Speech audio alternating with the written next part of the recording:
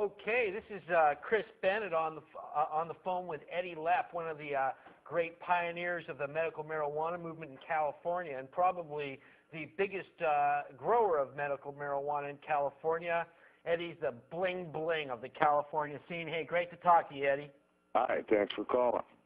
So I know in the past you had a major court battle over one of your medical marijuana growing operations, and you were victorious in court. Isn't that right?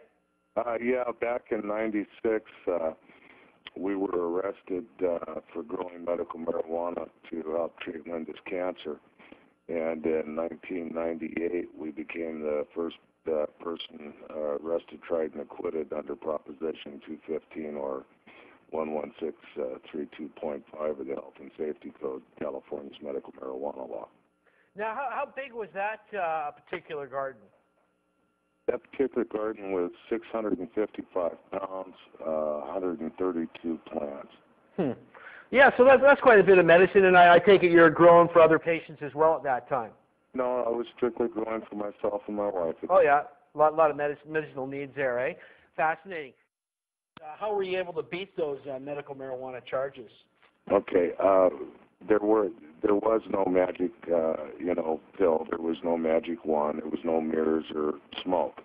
All we did was we went in and we simply showed that under 215, that if you have a valid recommendation, you're exempt from prosecution.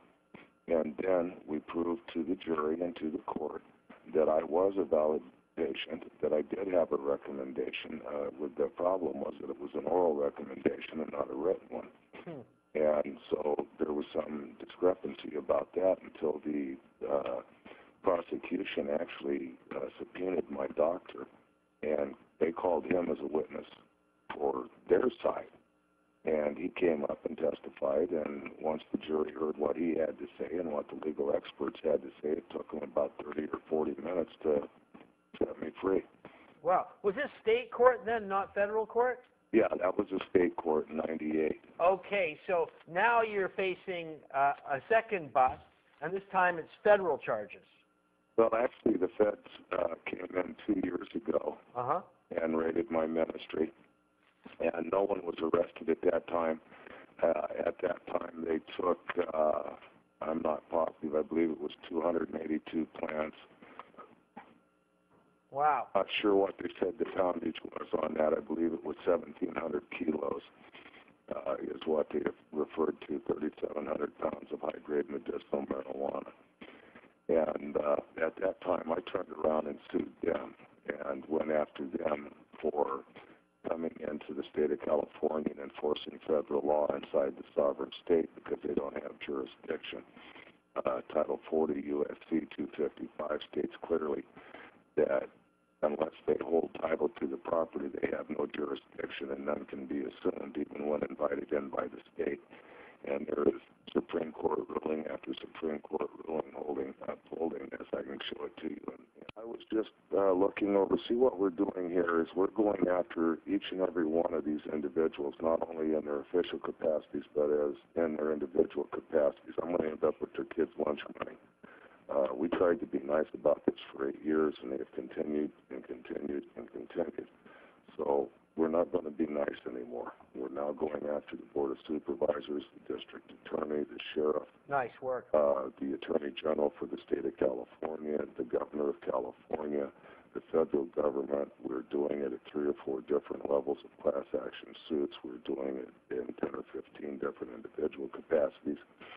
And quite frankly, it sickens me. Oh, lost ya. It's going to be me and you that pay me. It's not going to be them. And that's the sadness here.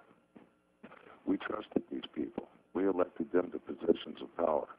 We elected them to be public servants. And instead of being public servants, which is what they swore they all wanted to be, they've turned that into them thinking that they have the right to be the public's masters. They believe that they have the right to tell us what to see, think, feel, do. They don't. That's what this really all is about, is right. And the federal government's lack of jurisdiction and inability to prove jurisdiction when coming inside the sovereign republic of any of the I hear you. Well, what can people, Pot TV viewers and activists, what can they do to help you with your situation? I know you immediately replanted after the raid, which we always like to see people reopen their cafes and clubs right after a police raid. So you've definitely established your intent that you're going to be taking this thing to the end point. What can your fellow Californians, your fellow Canadians, what can we do to help you? Well, of course, we could use all of the help we can use. If you wanted to get a hold of us or send donations of any kind, you can get a hold of us at P.O. Box 382, Upper Lake, California. We're on the web at eddysmedicinalgardens.com. Our phone number is 707-275-8879. In a broader sense, those of you who don't belong to organizations, please belong to them. Join NORML, join Americans for Safe Access, join Safe Access Now, the Marijuana Policy Project. All of the large major organizations need our help and support. They are the people with the money and the offices in Washington, D.C. that have the ability to go back there and change things. And the most important thing that we can do at every level, and this applies, I believe, no matter what your nationality or country of origin, at least for us in North America, and that is vote. People have got to stop stopping. Yeah. Apathy is the number one most contagious, deadly disease in the world today. People are so content to do nothing. We are literally watching our world be taken away. People have got to be involved. We've got to not only sign your own name, not only get your own voter registration in, but damn it, pick up a couple extra ones. You know Larry, he's lazy.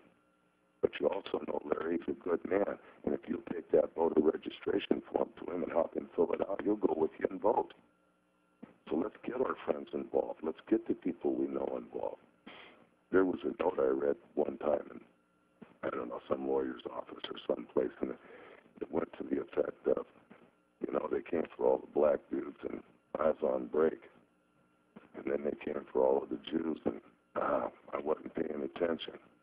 Then they came for all of the Ethiopians and I was gone. Then they came for all of the Japanese and I was too busy. Then they came for me and I looked around for help and there was nobody there. Yeah.